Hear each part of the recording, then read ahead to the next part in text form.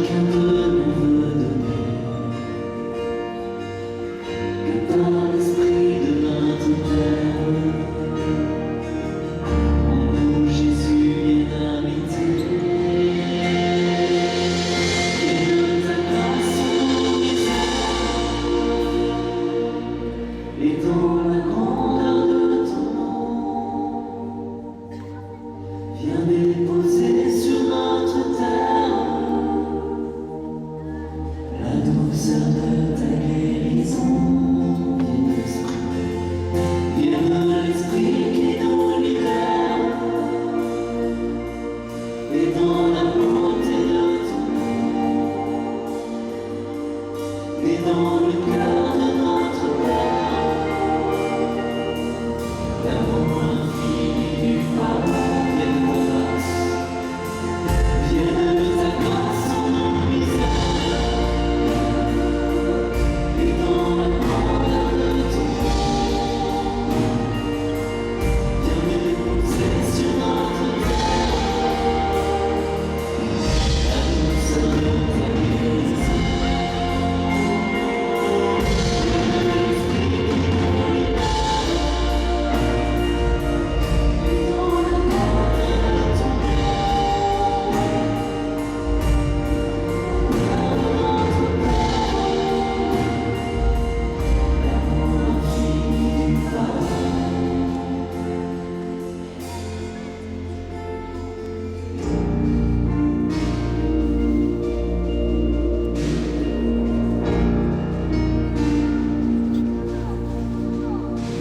Père, nous voulons ouvrir nos cœurs maintenant pour accueillir ta parole.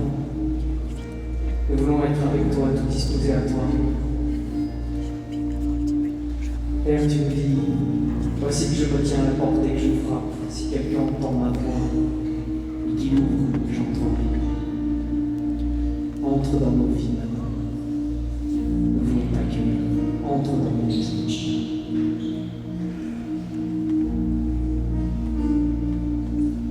Vienne de grâce en nos misères, et dans la grandeur de ton nom, viens nous poser sur notre terre, la douceur de ta guérison. Viens de l'Esprit qui nous libère, et dans la beauté de ton nom, et dans le cœur de notre Père, l'amour infini du pardon. On a reçu toute grâce et tout pardon de la part de Dieu notre Père. Et d'ailleurs, ce soir, on a la joie d'accueillir 3 prêtres qui sont là. Il y en a 2 qui sont à l'entrée de l'église et un juste à votre gauche. Et qui sont là pour vous accueillir, pour parler avec vous, pour vous donner le sacrement du pardon. Et voilà, vous pouvez y aller maintenant ou après la prédication, mais je vous invite à préparer votre cœur à ça. Ah oui, vous savez, en fait, le pardon de Dieu, c'est quelque chose qui est donné à chacun et pour toujours. C'est vraiment une œuvre magnifique. Vous voyez, dans une lettre qu'il a écrite à ses amis qu'il était allé convertir, en fait, il leur avait annoncé la bonne nouvelle, et Saint Paul, aux habitants qui étaient à Colosse, en Grèce, il écrivait « Dieu vous a réconcilié avec lui pour vous introduire en sa présence. » Vous voyez, Dieu le Père nous a arrachés au pouvoir des ténèbres. Et il nous a fait entrer dans le royaume de son Fils bien-aimé, en qui nous sommes rachetés, par qui nos péchés sont pardonnés. Et vous voyez ici l'œuvre de Dieu qui nous a sortis des ténèbres, qui nous a arrachés aux ténèbres. Mais peut-être que vous vous dites, mais de quoi il parle en fait? C'est quoi ces ténèbres? De quoi est-ce qu'il s'agit? Alors moi, je vais essayer de vous donner quelques éléments pour que vous puissiez répondre à cette question. Peut-être que des personnes vont vous dire, ah mais vous, comment dire, toi t'es chrétien et tu dis que Dieu t'a sauvé. Ok, il t'a sauvé de quoi? Et là, généralement, la plupart des chrétiens, ils font, je sais pas, en fait, c'est ce qu'on dit à la messe, quoi. Je ne sais pas de quoi il m'a sauvé, je n'étais pas prisonnier, je n'étais pas esclave. Vous voyez? De quoi Jésus vous a sauvé? De quoi Dieu vous a sauvé? Vous savez le dire ou pas? Et vous voyez, c'est ça en fait qui est important, parce que c'est au cœur de notre foi. Si vous n'avez pas été sauvé, eh bien finalement vous perdez votre temps à chanter. Je vais vous raconter une toute petite histoire. Ça a commencé il y a bien longtemps. C'est une histoire qu'on raconte pour faire comprendre des choses. C'est la première page, dans les premières pages de la Bible, au chapitre 3. Et donc, c'est l'histoire d'Adam et Ève. Vous la connaissez? Ah non, en fait, vous ne la connaissez pas. Ben, dites-moi comme ça, je la fais après. Non, merci. Alors, en fait, voilà. Ce qui s'est passé, c'est qu'au début, il y avait Adam, mais il n'y avait pas Ève. Alors Dieu, il dit à Adam, Adam, j'ai tout fait pour toi, il y a des fruits partout, il y a des arbres de partout, tu manges tout ce que tu veux, c'est tout pour toi, éclate-toi. Juste celui-là, tu ne touches pas, sinon tu vas mourir, donc évite. Et là, c'est le paradis, c'est-à-dire que dans la Bible, on dit en gros, tout ce que l'homme veut, il fait tout ce qu'il veut, et tout ce qu'il veut, c'est ce que Dieu veut. C'est pas mal, non? Tout ce que l'homme veut, c'est bon. Alors, il est là au paradis, tranquille. Et puis après, il y a Ève qui arrive. Alors, Ève, c'est bien, c'est sympa et tout, ils s'entendent bien, mais dedans. Et puis là, il y a un serpent qui arrive. Et le serpent, vous savez ce qu'il dit? Ou plutôt, à qui il parle, le serpent? Il a parlé à Ève. Mais Ève, elle n'était pas là quand Dieu a parlé à Adam, c'est vrai ou pas? Elle n'était pas encore là. Donc on ne sait pas trop, vous voyez, c'est comme si moi je vous dis, ah en fait j'ai un truc à te raconter, il m'est arrivé quelque chose d'exceptionnel. Et toi tu le sais, et après il y a quelqu'un qui va te dire, non mais lui, quand il parle, c'est toujours des bêtises. Du coup tu vas douter un peu, tu vois. Et c'est ce qui se passe, donc le serpent il vient vers Ève, et lui dit, ah alors vous n'avez pas le droit de manger là, de tous les bons fruits? Et elle dit, si on a le droit bien sûr, c'est hyper bon. Et il dit, non mais Dieu il a dit juste, tu ne manges pas de ce fruit, parce que sinon tu vas mourir. Et le serpent il dit, pas du tout. Pas du tout, alors là vraiment pas, tu peux en manger. En fait Dieu, il t'a dit t'en mangeras pas, tu sais pourquoi? Parce que si t'en manges, tu vas pas mourir, tu seras comme lui. Et Dieu il sera jaloux de pas que tu sois Dieu. Comme ça. Et alors du coup, elle dit, c'est vrai que ça se trouve, Dieu il nous paraît. Peut-être que Dieu il n'est pas gentil, il n'est pas bon. Je sais pas moi, si ça se trouve, c'est pas vrai ce que dit Dieu. Et vous voyez, quand l'homme il commence à douter de Dieu, à ce moment-là, dès qu'il commence à douter de Dieu, dès qu'il est plus sûr de Dieu, après il est même plus sûr que Dieu existe, et du coup il s'appuie que sur ce qu'il pense lui-même, et là il commence à avoir une vie complètement séparée de Dieu. Et ça c'est vraiment la mort. Quand je suis séparé de Dieu, c'est vraiment la mort, et Dieu avait raison. En mangeant de ce fruit, en mangeant de cet arbre, en doutant de sa bonté, l'homme s'était séparé de Dieu. Et donc, quand on n'est plus avec la vie, parce que Dieu c'est la vie, on est plus dans la mort. Et vous voyez, ça c'est ce qu'on appelle le péché. Et je sais qu'au caté, on ne vous a pas dit ça, même surtout si vous êtes plus âgé. On ne vous a pas dit ça, on vous a dit que le péché c'est quand on fait quelque chose de mal, pas vrai? Mais là c'est pas vrai, c'est pas ça, ils n'ont pas fait quelque chose de mal. Ils ont juste désobéi de telle sorte qu'après, eh bien toujours ils sont séparés de Dieu. Mais par exemple, nous, quand on est nés, on n'était pas sûr que Dieu existe. Et même encore parmi nous, il y en a qui disent, mais ça se trouve, Dieu, ce qu'il dit, c'est pas toujours bien. J'ai lu l'évangile, il y a des trucs ça va, des trucs ça va pas trop. Vous voyez? Et nous, on doute. Et il y a même des personnes qui doutent que Dieu existe. Enfin, je vous jure. Il y en a qui doutent que Dieu existe. La preuve qu'ils sont pécheurs. Ils sont loin de Dieu, parce que s'ils étaient près de Dieu, ils connaîtraient Dieu, pas vrai? Ah oui, ils seraient près de lui. Et donc, pour nous sauver de là, parce qu'on était enfermés dans ce doute de Dieu, Dieu ne voulait pas nous laisser dans la mort. Et vous savez ce qu'il a fait? Alors que le péché, on le subissait, c'était comme notre prison. C'est comme si on pouvait vivre sans foi, sans Dieu, sans vie, sans amour.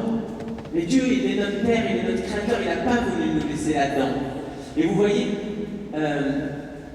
Dieu justement, il a envoyé son Fils dans le monde pour qu'on le connaisse, pour qu'on voit qu'il était vraiment bon pour nous. Et bien, dès que vous croyez, incroyable, enfin, si je peux dire, dès que vous croyez, dès que vous mettez votre foi en Jésus, dès que vous découvrez la bonté de Dieu en Jésus, à peine vous croyez, ce que vous croyez se réalise. Ah oui, parce que tant que je doute, je viens pas, par exemple, on me dit, il y a 1 milliard d'euros dans la pièce d'à côté. Moi, j'y crois pas, j'y vais pas. Mais dès que j'y crois, j'y vais ou pas? Ah oui, sinon, ça va pas dans la tête. Hein. Donc, dès que je crois qu'il y a vraiment 1 milliard d'euros à côté, puisque j'y crois, j'y vais.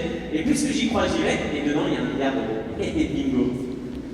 Donc, en fait, quand je crois, j'ai ce que je crois. On me donne ce que je crois. Je vous donne un exemple. C'était sur la croix. C'était sur la croix où il y avait 3 croix. Il y avait celle de Jésus et 2 autres à côté. Et sur une croix à côté de Jésus, il y avait un monsieur qui était très méchant, sinon on l'aurait pas mis sur la croix a priori, sauf qu'il y a des erreurs comme avec Jésus. Et donc, il était sur la croix et il avait fait beaucoup de mal. Et celui qui est d'un côté, il dit, ah Jésus, c'était le sauveur, sauve-nous d'ici. Et l'autre, il dit, tais-toi. Nous, on a fait du mal, on mérite notre peine. Mais Jésus n'a rien fait de mal. Seigneur Jésus, Jésus, souviens-toi de moi quand tu seras dans ton royaume. Vous voyez, cet homme se convertit à la foi. Et la réponse de Jésus, c'est quoi? Aujourd'hui, avec moi, tu seras dans le paradis. Vous voyez, dès que cet homme y croit, tout de suite il a ce qu'il voulait. Alors vous allez dire peut-être, non mais ce qui est génial, c'est quand Jésus est fort. À un moment, il a redonné la vie à Lazare. Vous avez déjà vu ce passage dans l'Évangile? Vous savez, l'Évangile, c'est un livre où il y a des trucs sur Jésus dedans. Il faut vraiment le lire, c'est génial. Il n'y a pas beaucoup de chrétiens qui l'ont lu. Mais quand vous le lisez, on voit ça, Jésus il a redonné la vie à Lazare. Il y a une fois, il y avait quelqu'un qui était aveugle, il lui a redonné la vue, parce qu'il n'est pas exceptionnel.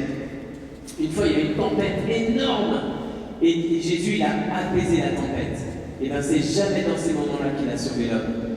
Le moment où il nous a sauvés, c'est le moment où il était humilié, le moment où il était cloué à la croix, le moment où il était blessé. C'est par la foi qu'on est sauvé, par la foi en Jésus-Christ crucifié. C'est à la croix, avec sa croix, que Jésus nous a sauvés. C'est pas quand il manifestait sa puissance. Vous voyez ce que je veux dire? C'est pas au moment où il faisait des signes extraordinaires que Jésus nous sauvait. C'est quand il a donné sa vie. Il y a une chanson comme ça qui fait Je suis sauvé, aimé,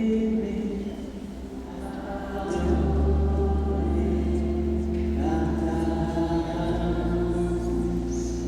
Je suis sauvé,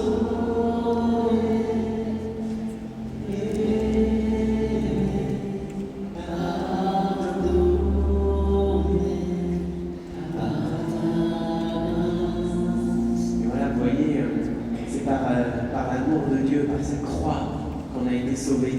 Nous, on était, peut-être il y en a d'entre vous qui doutaient de Dieu. Peut-être certains, ils n'étaient pas sûrs de la puissance et de la bonté de Dieu. Mais voilà, sur la croix de Jésus, on a vu que Dieu nous aimait d'un amour immense. Et ça a changé notre vie. Vous savez, quand on se convertit, il se passe une chose étonnante. Notre vie, elle ne sera plus jamais la même. Parce qu'on sait qu'on est aimé d'un amour juste indéfectible, qui s'en ira jamais. Et en même temps, quand on se relève le matin, le lendemain de notre conversion, il faut quand même aller au boulot. Vous voyez, ça ne change pas tout. Ça change tout parce que mon cœur est changé, mais ça ne change pas tout ce que je dois faire. Mais d'ailleurs, vous savez quoi? Il y en a par exemple qui sont un peu irascibles. Ça veut dire qu'ils se mettent vite en colère. Ou il y a d'autres gens aussi, le matin, il ne faut pas leur parler parce qu'ils font une tête incroyable. Et bien quand ils se sont convertis, le matin quand ils se lèvent, ils sont toujours à faire une gueule de 100 pieds de long. Et ceux qui étaient irascibles, ils sont toujours colériques. Mais c'est plus pareil. Bien sûr, on a encore tordu, nous. Mais quand même au fond de nous, on a une force incroyable, c'est qu'on sait qu'on peut se jeter dans les bras de Dieu. Et il y en a beaucoup d'entre nous qui se sont convertis à moitié. Par exemple, il y en a qui croient vraiment en Jésus, qui disent ok, je ne doute plus de la bonté de Dieu, mais après ils ont du mal, des fois ils ont du mal à leur corps, ils regardent des trucs pas bien sur internet ou à la télé, ça leur blesse l'esprit, ça leur met des idées tordues. Ou alors il y en a qui continuent à être violents, agressifs, etc. Vous savez, vous pouvez, si vous croyez vraiment en la bonté de Dieu, vous pouvez tout remettre dans les mains de Dieu. Vous pouvez tout donner à Dieu. Et c'est possible, je vais vous dire pourquoi, parce que celui qui était sur la croix, qu'on appelle le bon larron, c'était un larron, c'est-à-dire quelqu'un qui était méchant, qui avait fait du mal. Et vous savez ce qu'il fait Jésus quand il inaugure son royaume, quand il arrive dans sa cité, dans sa capitale, il a vaincu la mort. Et vous savez qui est-ce qu'il tient au bout du bras? Un bandit. Et il y a de la place pour un bandit dans la cité de Dieu, parce que c'est un bandit qui croit en Dieu. C'est un bandit qui est humble. C'est un voleur qui s'est converti. Eh bien, si Jésus, au jour de sa mort et de sa résurrection, il a emmené un bandit en premier au paradis, il y a une place pour nous, non? Il y a une place pour nous. Et si vraiment vous avez du mal à vivre avec foi, si vraiment votre vie n'est pas à l'image de votre foi, à l'image de Jésus, sachez que si vous vous tournez vers lui, il vous reprendra par l'épaule, il va dire avec moi, viens, je t'emmène au paradis. Et ce paradis, c'est dès maintenant qu'on peut en vivre. Alors je vous invite à faire cette démarche, on va en faire deux. Si vous voulez, ce soir, c'est peut-être l'occasion, mais si c'est la première fois, tant mieux. Allez voir les prêtres. Et vous savez ce que vous lui dites? Vous lui dites, moi je viens parce que je sais que Dieu m'aime. Je crois en la bonté de Dieu. Jamais rien m'enlèvera cet amour et cette foi. Bon, moi je sais, ma vie, elle n'est pas aussi belle que l'amour de Dieu. Et je voudrais demander encore son pardon. Mais ce que je crois, c'est pas en mon péché, c'est en son amour. Vous voyez, celui qui va se confesser, celui qui va confesser sa foi, c'est celui qui dit l'amour de Dieu sera toujours plus puissant que mon péché. Le pardon de Dieu, je pourrais toujours aller le demander parce que le cœur de Dieu, c'est une source intarissable de miséricorde. Si ce soir vous voulez vous réconcilier avec Dieu, si vous voulez entendre Dieu qui vous dire je te pardonne par la bouche de ses ministres, les prêtres, allez-y ce soir. Il y en a 2 qui sont à l'entrée de l'église, un sur le côté. Allez tout simplement, allez-y sans vous soucier du regard des autres.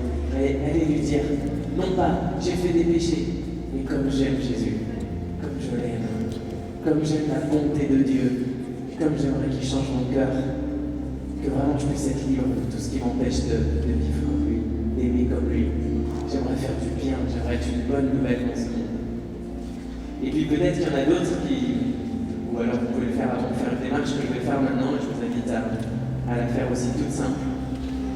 Sur le côté, on a mis une croix sur le sol.